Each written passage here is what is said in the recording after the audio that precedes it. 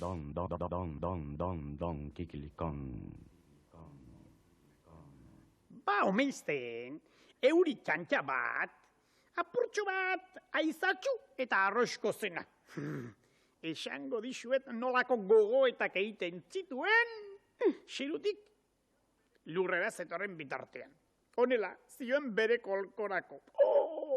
Osto baten gainean pausatuko naiz, eta jende guztia etorriko dan ikustea eta esango du, zein euri tanta polit eta ederra. Kristalesko kopa batean jarriko naute, eta munduko museorik importantenera eramango. Txinatik eta Japondik etorriko dira nik ustera. Txin, esango dute txinoek. Txin, esango dute japondarrek. Eta oso ospetsu bilakatuko naiz, eta mundu osoko egunkari guztietan nire argazkia atera egingo dute. Baina honetan, Aranon eta euri txantxa, ibai batean erori zen, eta ibaian noski, bera bezalako milaka eta milioika urtanta zegoen. Agajoa. Momentu hartatik, euri tantak, arrosko eta izatzu, izateari utzi behar izan zion, eta orduz geroztik, bere buruari, urtanta izena jarri zion noski.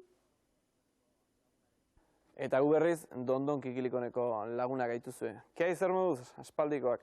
Eskutitz dezente jaso ditugu Gabon egunotan, guri zera, zorionako paz eta atorren urte ondo has dezagula, eta horrelako gauza guzti hauek. Eta gehientxonak erantzuten saiatu gara, baina batek bintzat ez du jartzen nork bidali duen, eta orduan telebistaz eskerrak eman beharko. Kaixo Txirrimir eta Txiribiton dio. Gabona direla eta zorionak ematea bururatu zait. Bueno, Gabon zoriontsuak eta urte berri hon bat opa dizuet. Eskuminak eman Poti, Jaime eta batez ere Amona Martxeloni. Azpeitiko lagun bat jartzen du berak eta zorionak hemendik, Dondon Kikilikonetik. Zer moz dobete oporretan? Ederki ez da, oporretan gu bezain ondo daudenak, Txirrimir eta Txiribiton ditugu. Ikusiko duzu? Kaixo, hortxoak. Eta urte berrion guztioi.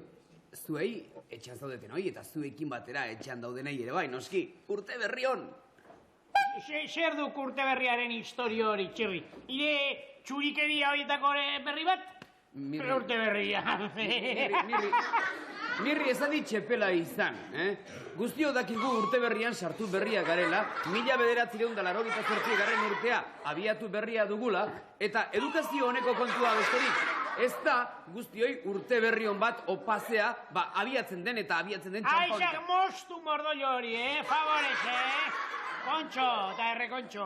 Mundu guztia esekik urte berriaren historio hori adierazteko modu bat besteik ez dela, Besteik ez, mira, urte berrian 1988an sartu baituk, eta hemen seitzen diagu lehen bezala. Ni beti bezain guapo, eta Txiribiton beti bezain tripontzi. Mirri eta Txiribiton, nik adieraziko dizuet urte bat zer den, Begira. Non daude nik ekarritako janariak? Janariak ekarritu? Bai, noski. Txiribiton? Banekian, ikusten? Esaldiat esan bada, Txiribiton ez dela bat ere aldatu? Tira, ekarri beste guztiak. Beti bezala. Mirri eta Txiribiton. Esertara bekarrituk hauek? Begira, jar dezagun, hau dela eguzkia. Hau dela eguzkia. Hala, Txirri guztiak eguzkiak pina itxura duela. Mirri, Txiribiton, begira, aurketu dudan handiena denez, horregatik deitu diotoni eguzkia, kontxo. Eta bere inguruan daude Saturno, Venus, honoko hau izan diteke Jupiter, bai. Eta bestelako asko. Eta honoko hau izan diteke gure mundua. Orduan, Txiribiton mesedez esplikatzen ari gara. Orduan, guztiok egiten dute, bi buelta ematen diote zerari, eguzkeri. Eta buelta osoa emateari... Hori ditzen zaio urtea. Gure lurra eguzkaren inguruan bueltak ari dela? Bai, noski. Baina tontoa dago, mareatu ingo binukek? Mundu guztia sekik eguzkia dela muitzen dena? Ateatzen dela batetik besteatagola ibiltzen dela? Begira, Mirri eta Txiribiton. Gauza bat egingo dugu. Nik horretarako ekarri ditut hemen prismatiko berezi batzuk. Demagun, hau dela hortzea, hau dela firmamentoa. Eta sentizuen nola, danak buelta ematen dioten. Begira ezazu hemendik, eta ikusiko duzue nola ematen duen buelta. Hemendik ikusiko dugu, planeta guztien, nola ematen dioten buelta eguzkiari. A ber, egia den, aizak Txirri, nik estia bat ikusten, Nik estia bat ikusten. Ikerez, Txiribiton? Agian, beste begiarekin, hori da, beste begiarekin begiratu, noski. Ezkerrekoarekin hobeto ikusten da. Aizak Txirri, nik estia bat ikusten, Ez duzu ezer ikusten? Nik estia bat ikusten. Orduan... Prismatiko txarra, biziko honek. Bai, orduan, begiratu itzazue zuen aurpegiak ispilu hauetan, ea zer ikusten duzuen. Txirri tramposo ziren askantea! Begia bautizkoak! Tramposo askanteak! Trampainuk abeste prismatikoak! Urte berri zoriontzua, Eta pake santua, Eta bera nolako trampainua!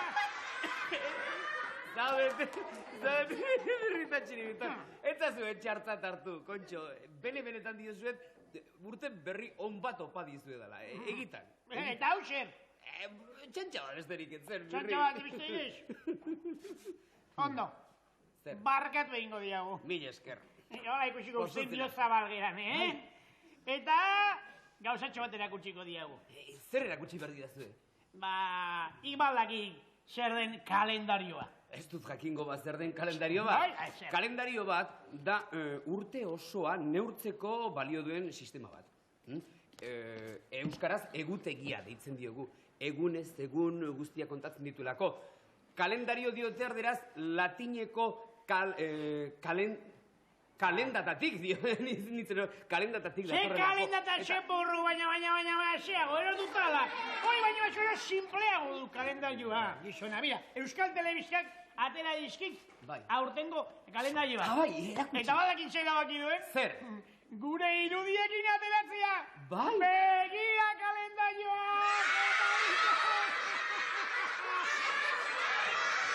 Mirri! Gustatzen? Zoragarria da! Oso polita, Mirri! Baina... Eta Txiribitonekin ateradik beste bat, begira! Baina... Zoragarriak dira biak. Ba hau esabalduko dira Euskal Herri guztian. Ze suertea. Izue, eta nire irudia ateratzeko asmoa badute? Ba, begira. Nire ere bai! Esango diat, ez ziaten nahi oso itxuzia itxelako, baina guk konbentzitu indizkiago, Bai. Eta atera indiate. Erakutsi jok Txiribito. Erakutsi!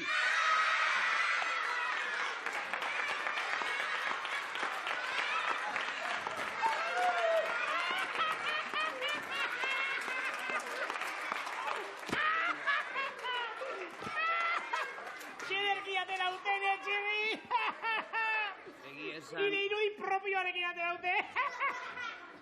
Bai, esan merezi nuen nonelako isekan iri egitea. Ze usteuen? Baina, ez zaik inporta. Eta gainera opari bat egin nahi dizuet, Mirri eta Txiribiton.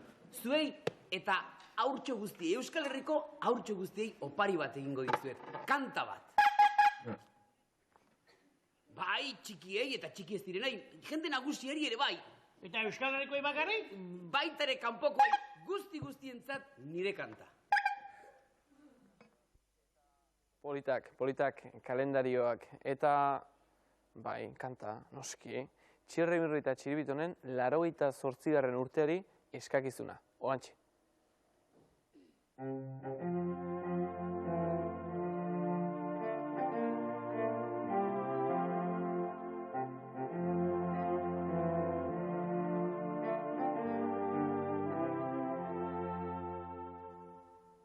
Bakearen usoa, oiuso eztia, eganez korrizazu lur zabal guztia. Kontsola gerlapean dagoen jendea, hilen aurraita eta amak eta emazteak. Kolpatua errestan da bilen tristea, preson erdoak gabe hilik den bizia. Rozu edenen jende gaixoa, ez behar gaudetzari, baina bai izarrei bakea dela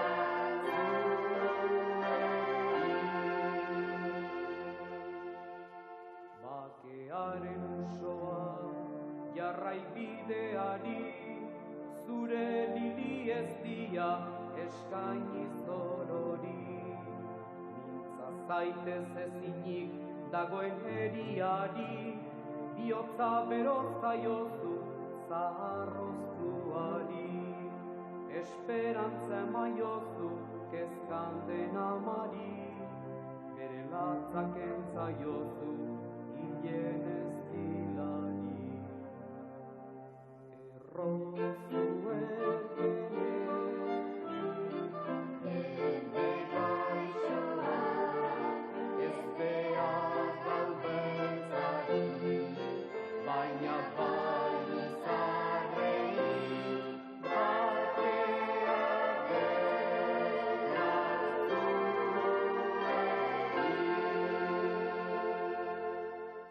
bakearen usoa hemen zaitez geldi, lurralda sakratua deitzen da Euskadi. Zorte txar batez joan gara aspalditik, denak anaiak eta bizibia berdi. Gerlada pasatua maizture gainetik, Euskaldunen usoa otoi mintza beti. Errozu edenen oi Euskalduna, ez behar gaudetzari, baina bai izarrei bakea dela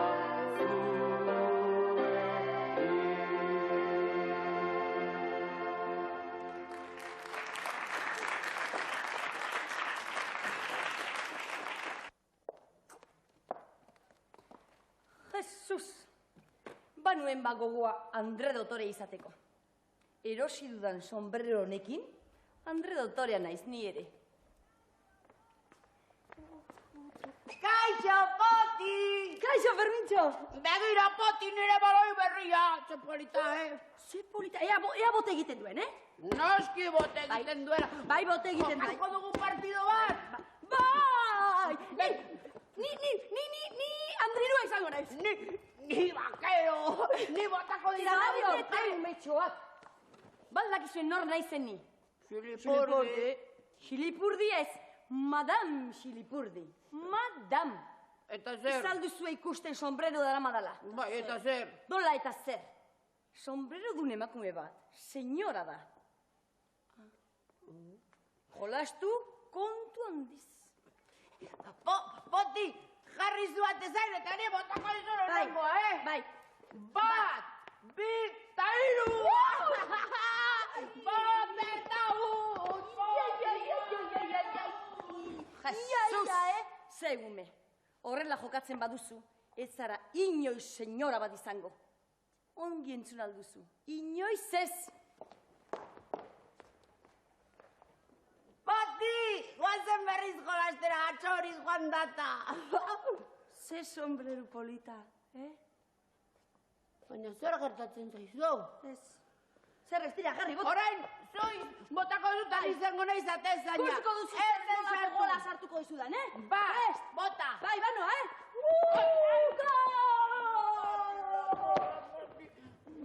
Gaizki bota duzulako. Ondo bota izan bazenu, ni jarriko nitzake arkona da bezala eta pata! Gadituko luke. Eta beste aldera bota izan bazenu, bestera gaditu. Okar bota eskero, hola Boti! Baina ez dezu jolastu behar gehiago, ala? Ni zorekin jolastu txiki, baina ez alduzu ikusten senyora bat naizela, mukitxu. Aiba, eta zer gertatzen zaio ni? Eta norbaitek ikusi aldu nire baloia? Zuek bai, zuekin ari naiz. Bai, etxean lasai-lasai zaudeten horiekin. Deburuz honen murgiltzera goaz, eta iruditzen bazaizue, zergatik ez dituzu zuek ere frogak egiten. Eta ikusiko du horrela zemateraino den zuen habilidadea eta hori dena den zue bakarrik ez, hemen salsa eta pikatarrak egingo dituzte frogak, eta ohi dugun bezala, salsatarrak laugarren aldiz gaurko honetan Donostiako azurtzatarrak hemen segurekin.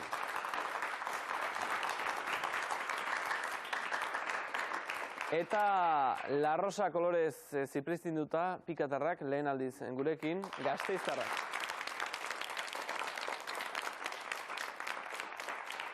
Hori, kolore horiaren lemapean hemen lehenengo, Maria Jose Azurtza.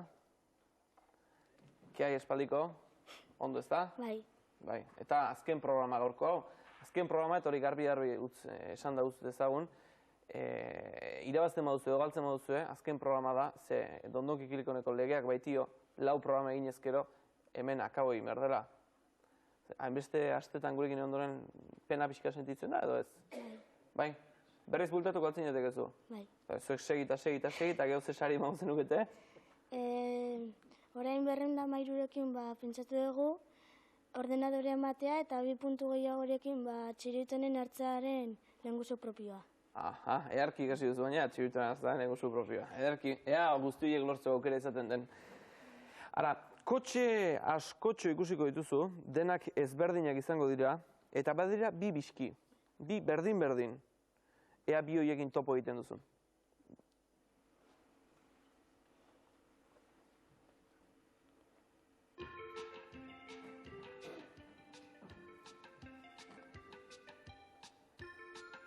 Laua eta hamaika. Laua eta hamaika, ondo alda? Seguru? Seguru? Noski bai, seguru. 10 pizkarri. 10 pizkarri salsa tarrentzat. Ane, ez lo hartu, etorri, aurrera. Zu Gasteizkoa zara ez da, Bai. Bai, eta ze ikastolatara joaten zara? Olabide. Baina orain oporretan zaudete, ez? Bai, gaur hartu ditugu. Eta ze moduz pasatzen da oporretan? Ando. Ederki, ze egiten duzuzuk oporretan? Ez dakit. Ze egiten duzu? Jolastu. Jolastu bakarrik? Bai. Hori bakarrik. Zer horrek ere ongi dakizu, ze froga izango den, lokomotorak ikusiko dituzu orain, eta denak ezberdinak izango dira, baina 2 berdin. Bi horiek harrapatu behar dizki duzu. Bale? Ea ba.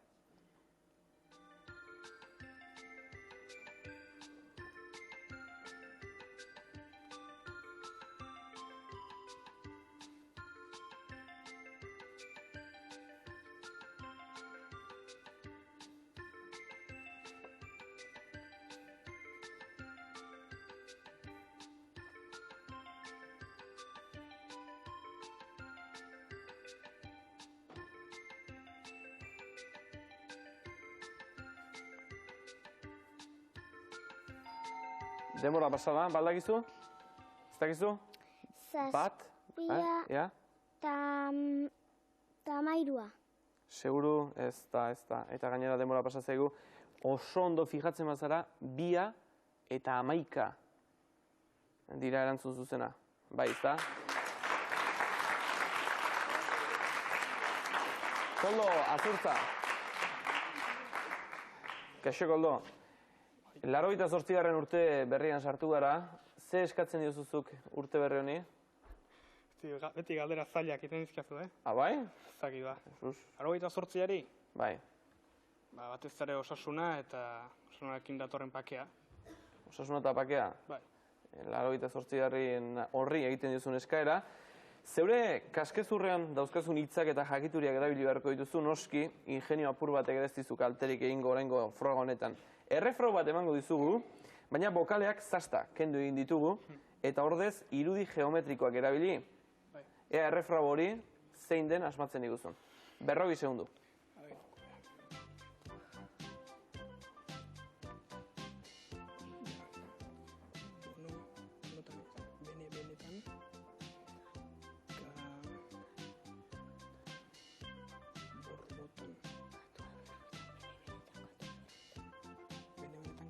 berbetan.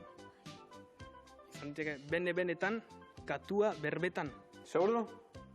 Hori, ez dakit besterik. Ea ba, gure lagunek altxatzen diguten hori, ederki, bene-benetan, katua berbetan. Oso ondo, eta hogei puzkarri dagoeneko, saltzak eskuratu dituenak. Jone Morlesin, aurrera. Gasteiztarra zu ere, ez da, Jone? Bai. Zein da Euskal Herriko hiribururi politena, Jone? Ez dakit. Ez dakit. Jo, Gasteiz, zuretzat ez? Bai, noski. Jone, zuke 88. urte berri honi ze eskatu diozu? Ba, ez dakit, badakizu pakea, osasuna eta... Betiko, topikoak ez da. Atxotitza asmatu beharko diguzu, traba txiki bat badu noski, horre ipiniko dizugun errefrauak bokalerik ez baitu. Bokalen ordez, irudi geometrikoak dauzka. Ulertzen duzu, ez da? Froga. Ea 40 segundutan, zein den atxotitz hori irakurtzen diguzun. Animo!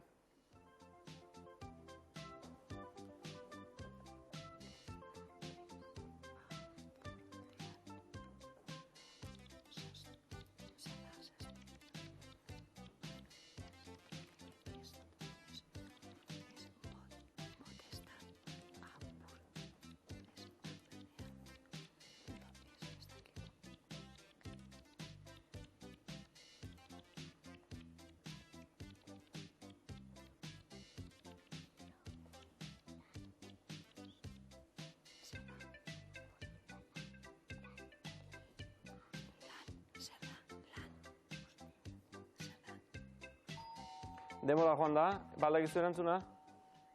Ez dakizu erantzuna? Ez. Ez dakizu erantzuna. Batista, Ipurdian, lauzista. Horixe zen erantzuna. Zeingo dugu ba. Batista, Ipurdian, lauzista.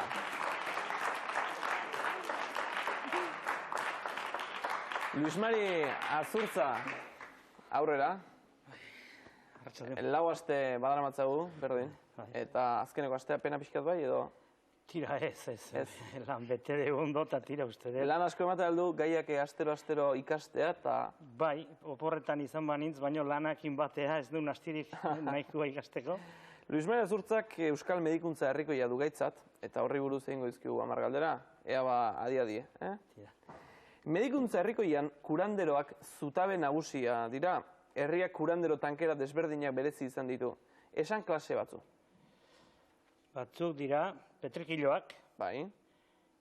Multatuak esaten zedi iparraldean, horiek dira ezurretakoak, bestien plasteroak, bestia salutadoreak, bestia errezagileak, eta sinatzaileak. Eta sinatzaileak, den denak esana beraz, kustarriak zuretzat oso osorik. Petrikilo izena erabiltzen dugu egun puskatutako ezurrak sendatzeko habilidade berezia duen kuranderoa izendatzeko. Berez, baina 18. mendean sortutako dinastia baten deitura da. Nor izan zen dinastia honen sortzailea? Hori izan zen, zera ingo Juan Antonio Telleria Arrieta. Bueno, Juan Francisco zen, baina... Juan Francisco, kontxo. Ederki. Juan Francisco Telleria Arrieta. Baina Telleria da Arrieta zen eta ontzat. Hori Petrikiloen lehenengoa izan zen, baina ospetsuena ez zen lehenengoa, baizik eta bigarrena izan zen, Jose Francisco de Telleria y Uribe. Zergatik geratu da honen izena Euskal Herriko historian? Ba, honek tratatu zuelako Zumalakarregi zauritu bat zegolaik bere eriotz aurrian. Eta ze zauri zeukan? Ondo da erantzuna, ze zauri zeukan? Bala zeukan istarri zurrian sartua, hori boluetan, intzioten tiru hori, bea boluetan zalaik, eta liberalak Bilbo zarrian, San Antonen, bala perdida esan izan du diote horri, ala gertatu zaio zoritxarrez, eta gero septizemia batez hiltzen. Luis Mari, esaiozu galdera bat, zuk zer horrek erantzuna ez dakizun horietako bat? Badira. Badira. Bai. Ze erabili zuen Petrikilo honek Zumalakarregi sendatzeko ahaleginetan?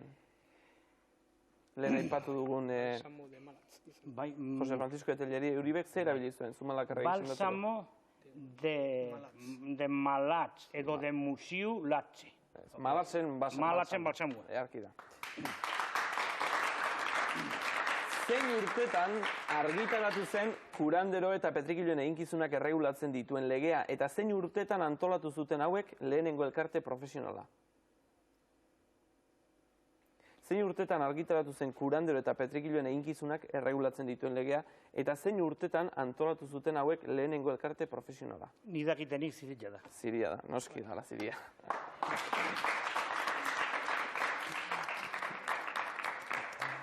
Herriaren ustetan tifusa edo sukar ustela sendatzeko bide simple eta merkea dago, 40 egunetan ur basoka da eta azukre koskorra hartzea, eta ondorio onak ematen omen ditu. Nola daiteke hori?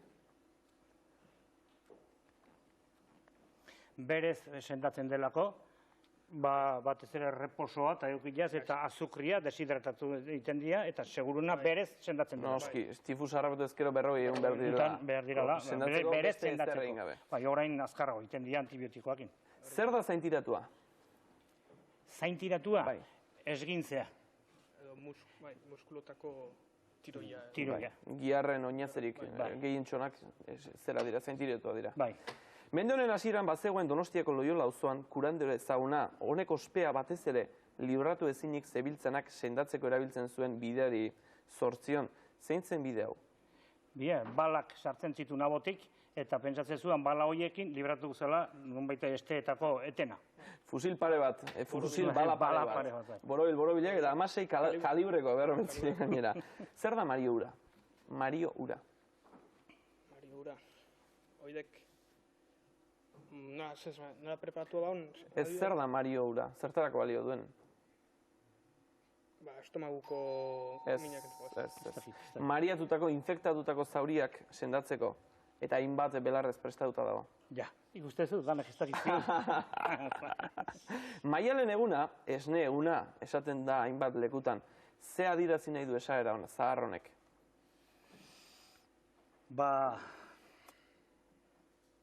Esnei gabeko Andreak, seguruna, ara bisita inaz, etorriko zaiela bere esnea. Izan daiteke, baina ez nagozio. Ez, eta hori erantzun zuzena. Zer? Maiatzaren lehenengo egunean esnea edan ezkero, urte guztian ez dela buruko minik izango. Hori zen erantzuna. Baldakizu, eta hori hemendik aparte, maiatzean zer ez duen egin behar persona batek? Zer ez du egin behar? Ilea moztu. Kanak ateratzen omen dira eta. Zer egin? Aizatuta, Maialen eguna zerretik izaten da? Maiatzaren lehenengo eguna.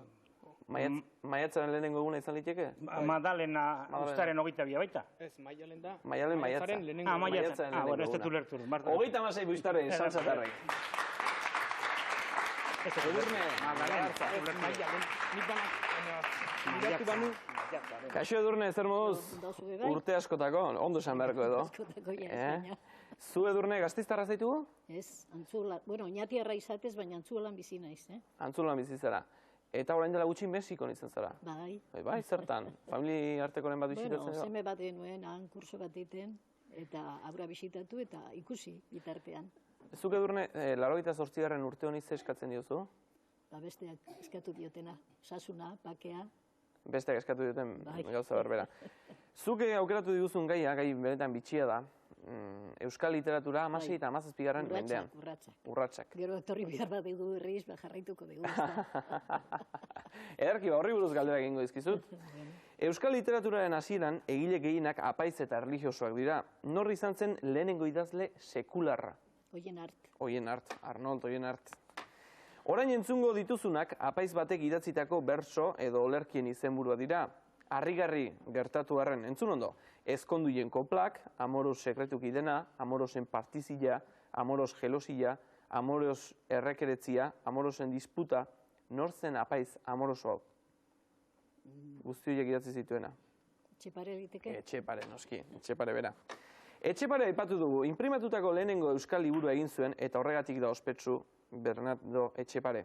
Asko gaipatu izan dute Etxepare eta Juan Ruiz Itako artzipresteren arteko paralelismoa. Biak abade izan ziren, biak idazle, biak emakumezale literaturan behintzat. Bere bizitzan bada beste paralelismo bat Etxepare eta Juan Ruiz Itako artzipresteren artean zein? Bai, estilo arkaiko eta gero nazten dute elemento naturalistak eta espiritualistak, ezta? Ederki, nik ez neukan hori txuletan, baina hori ere egia da, beraz. Biak espetxean egona direla, baina noskizuk ere ondo esan duzu. Gu baino gehiago baitakizu gai honi buruz, argi dago. 17. mendeko idazleen artean bada bat kuriosoa. Euskaldun guztiek ulertzeko moduan idatzi nahi zuen eta bere gisako euskara batu edo erabili zuen. Nor izan zen?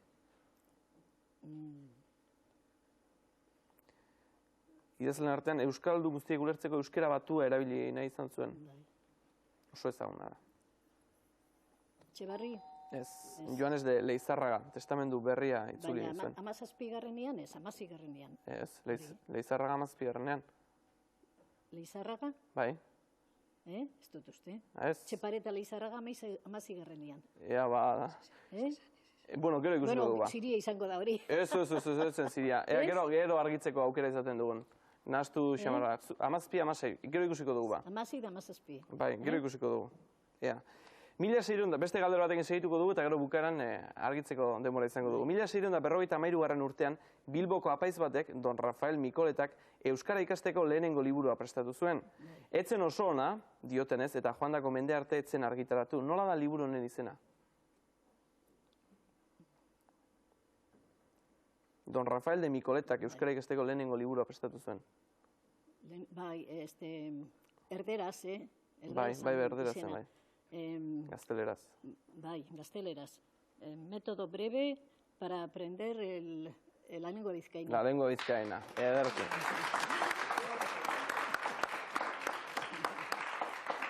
Entzun, gure aita otoitzaren itzulpen zahar hau. Gure aita zeruetan glorioso zarena, errespetuz aipabedi lurrean zure izena, egiguzu zeruaren ardiasteko gratia, eta bedi egin bedi zure sainduneia.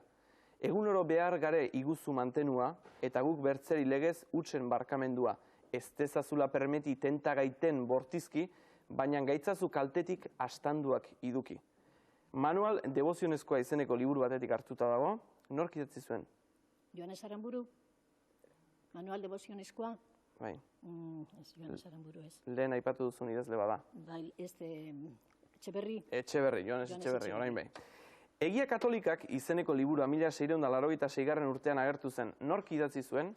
Egia Katolikak, horrek, Egia Katolik, Gazteluzar. Gazteluzar, ederki da. Joanes Etxeberri honek beste obrak ere idatzi zituen, hauen artean Noelak izenekoa. Bertan 3 novela jasotzen dira, bata amodiozkoa, bestea humorezkoa, eta azkenekoa historikoa. Esango aldi guzu hauetako baten argumentua. Noelak ez dia, Eguberriko kantat. Bai, noski, gai erlijioso dira. Esan ezazu, Siria genuen hoxen.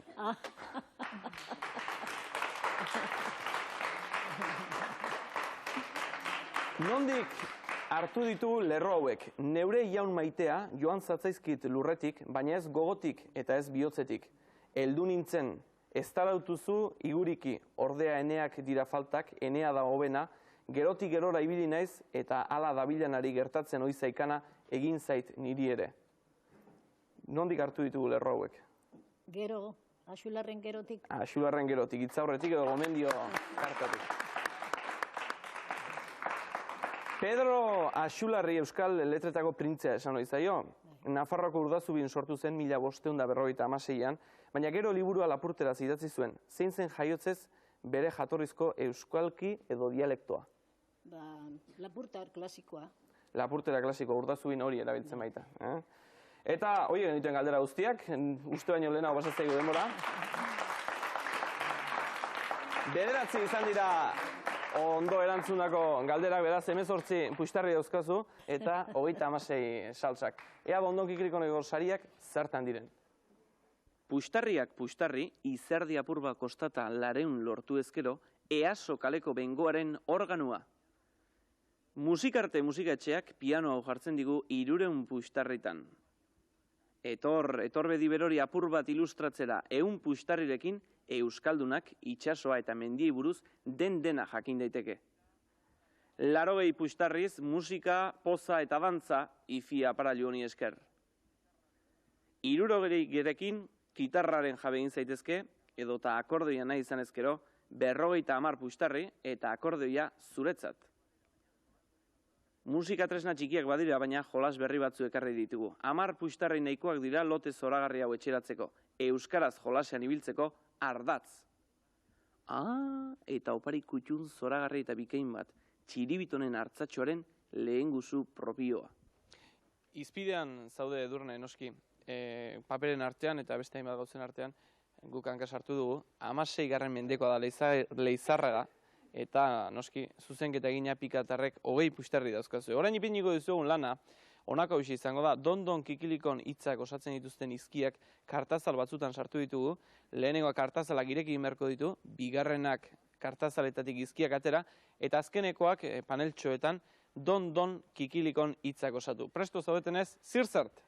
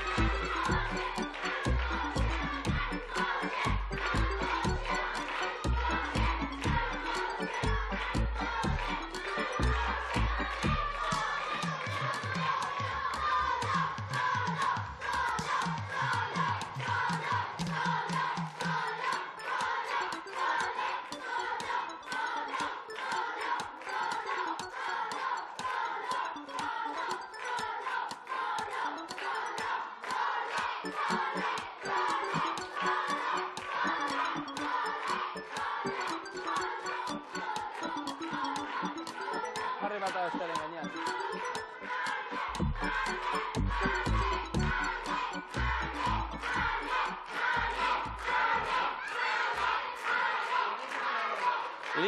Listo.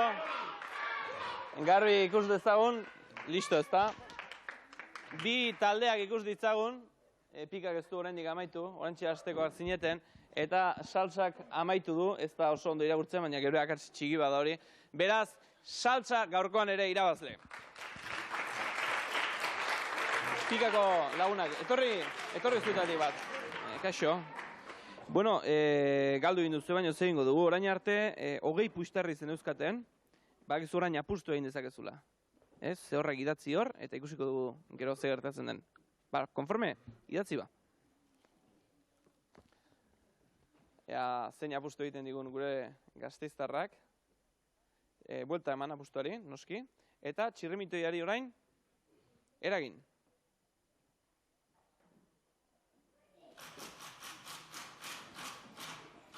Ea zertatzen den, horia suertatu da. Ea suerterik badagoen. Bai!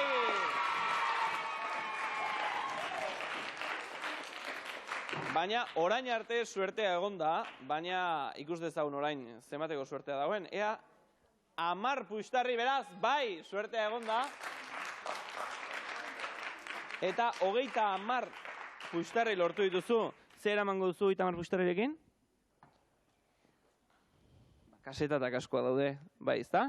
Hoiek zuetzat, eta txirrimitoiaren irudiak, zirzart diska, Zahor etxeak ematen dituen txokolateak, eta Etor etxeak eskaintzen duen bere argitaldapen bat. Txibiton, mesez gauza hauek enduko dizkidak orain salsatarrak agurtu behar ditut. Bai, ezta? Orain bertan. Ea, nortoriko da gure aspaldiko lagun hauek, Mari Jose, kaixo.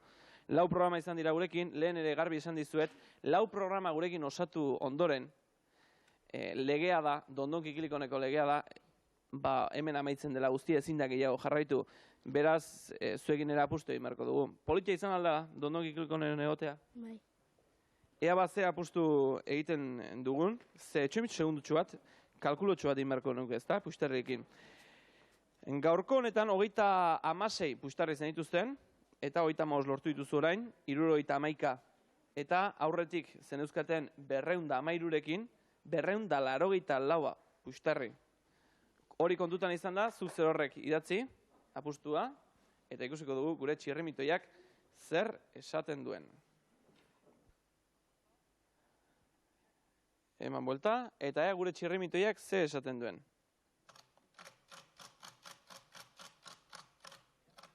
Urdinen utziko dugu. Ea zer gertatzen den? Ea zer gertatzen den?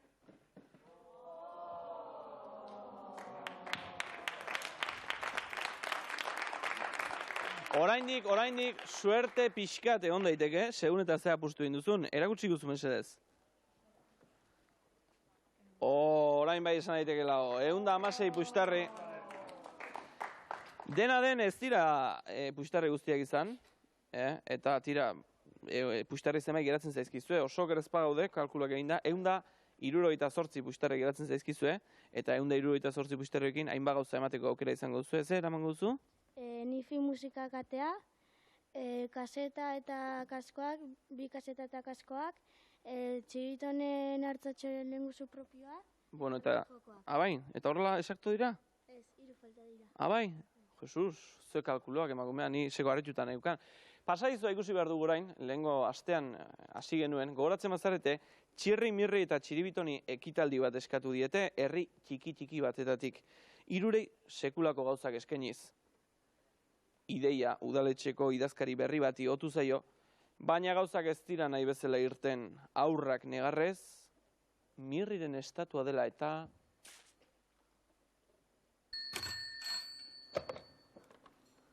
Bai, berri bat. Tira, esan. Nola? Ez da posible. Txirrimir eta txiribiton ezin daiteke. Tira. Zuk badiozu?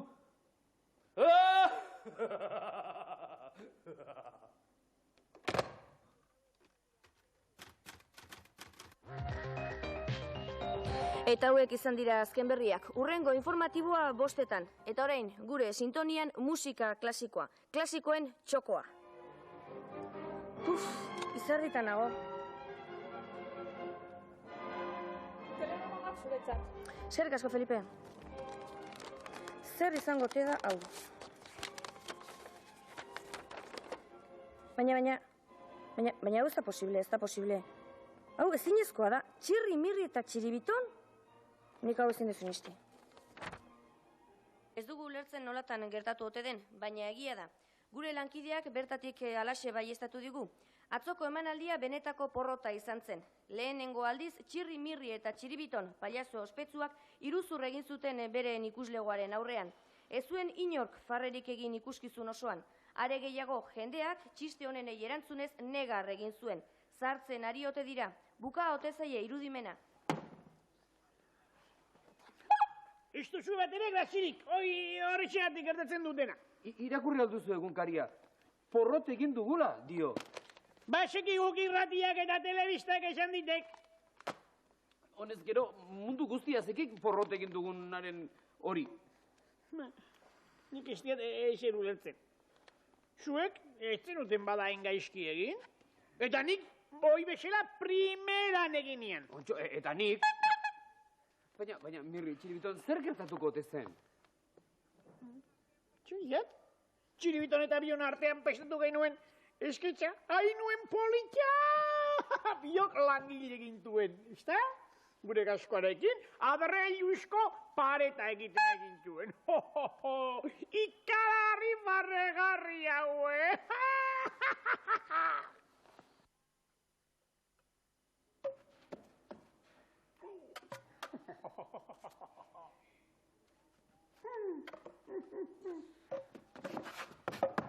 Txiribiton bota adreilu bat!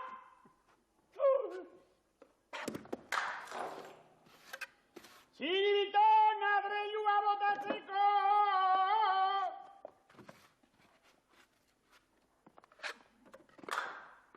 Txiribiton esalduk entzun jakina daiteke xegatik ez didan botatzen adreilu bat! Botaindua da. Baina edozein legutara botatzeko, hain bollo, niri botatzeko adreilu bat! Tontoloa den Txiribitona. Niri botaen biharria jakina!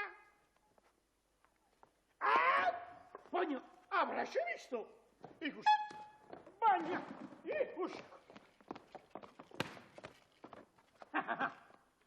Kindu txapela! Txiribitan! Zer? Bai? Ze guapo nahi zen munduko pailazorik politena!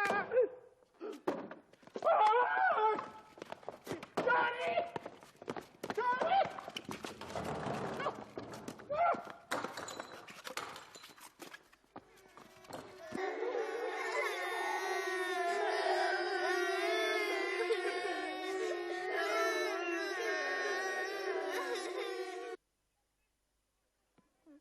Nire ustez oso barregarri guen ba. Nire magiaz ere berdina deritzot. Makina bat aldizen saiatu diat eta errepakotu diat dana ondo atera zedin, baina...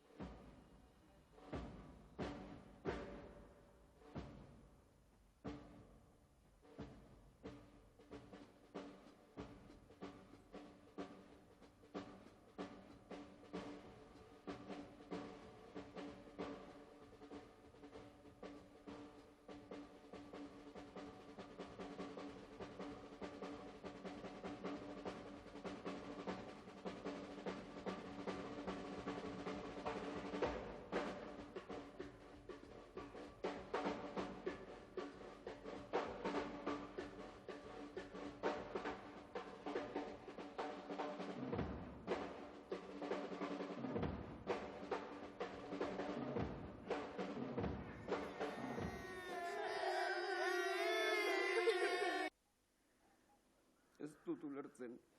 Izugarri hauen.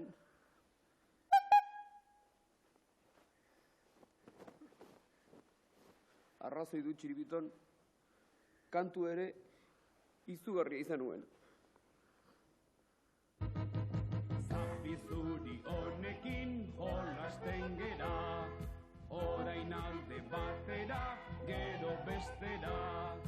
Zapizuria aurrera, zapizuria atzera, zapizuri honekin jolasten gera.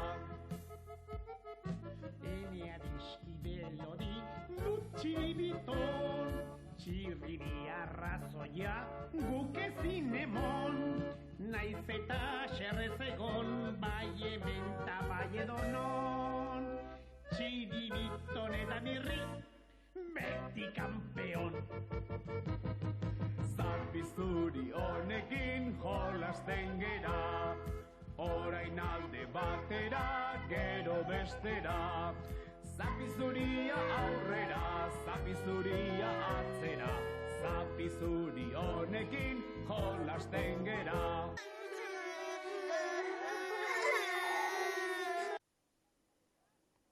Nik uste dut ondo egin genuela, ez? Sartzen ari gaituk, zuek batez ere.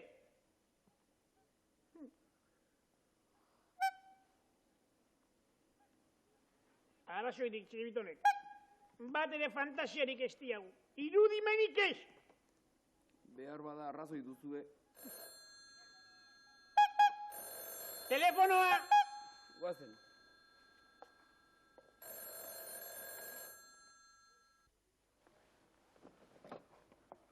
Bai, nor da?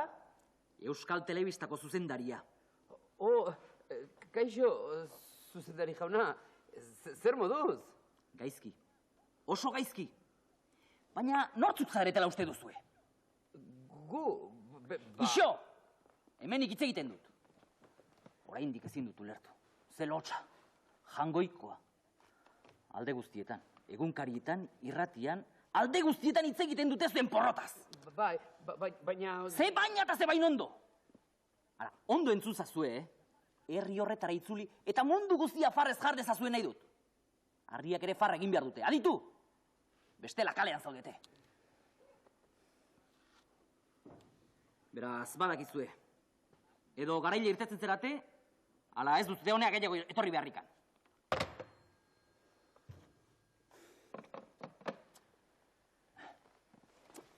Agian gogorri izan naiz. Baina menperakokin indarraz hitz egin behar zaie. Bestela ez dute inoiz ikasiko.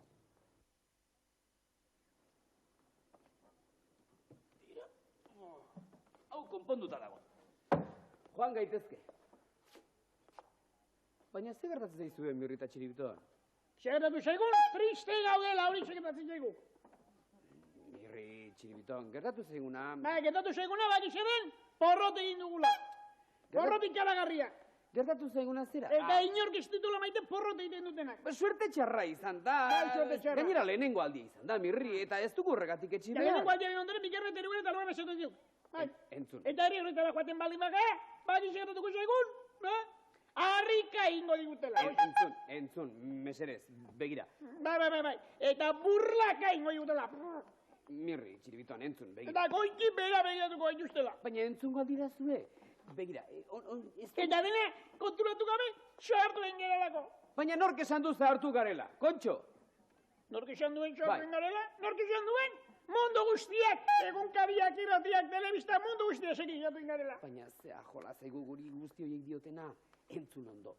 Une ilunaren negarrak ez digu itxaropena ostuko.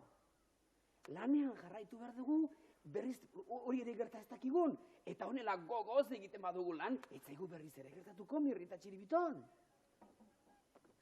Eta berrio porrot egiten badugu zer? Egun goibela izango da hori benetan. Baina ez da sekula santan iritsiko gogoz eta gogorran egiten badugu, Mirri. Tira, ados! Ados! Tira ba, gora Txirri, Mirri eta Txiribiton! Gora Mirri eta Txirri eta Txiribiton! Tira, guazen!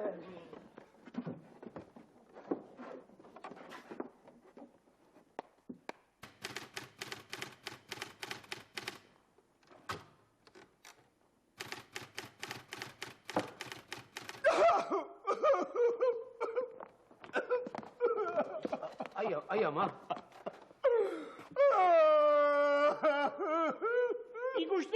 Ikusi eta berehala negar ezasi du. Esaten nian ez gaitu ikusi egin nahi. Alkate jauna, entzun, begira, berriz ere antzestera gatoz. Herrikoek gutaz oroitzapen hon bat izan dezaten. Alde, begibiztatik. Begira, zer egin behar dago. Zer egin behar dago. Txiste bat, venga, txiste bat. Txiste bat! Neunek esango diot.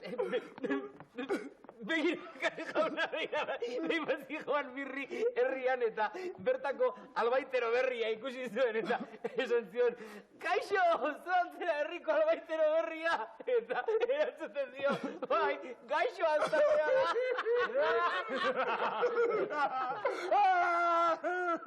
Nik kontatuko dira beste txiste bat, ba olio. Alkate jauna, ez dakizula zein den hankak buruan dauzkan aberia. Ez dakizula, zein izango da, zurria!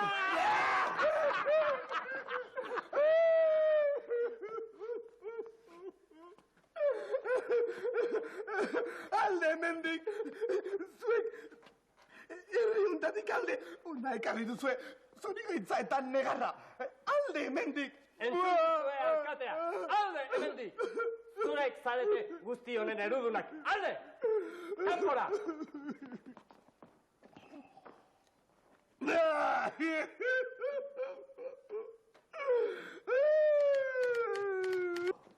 Ze moduak.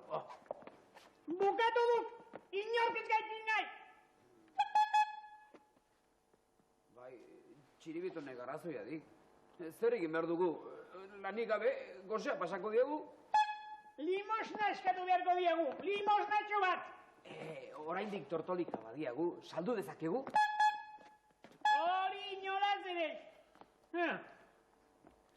Guazen ba, asmatu beharra baitakoagu, hemen zer gertatu den.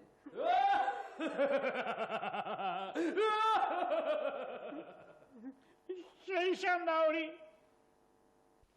Pasadizoa datorren astean ikusiko dugu, amaira bintzat, datorren astean jaingo dugu, orain ez dizu gehiago kontatuko. Eta datorren asterako igortzen dizuetan galdera honako isi izango da. Zer eskatzen diozu zuek 88. urte horri?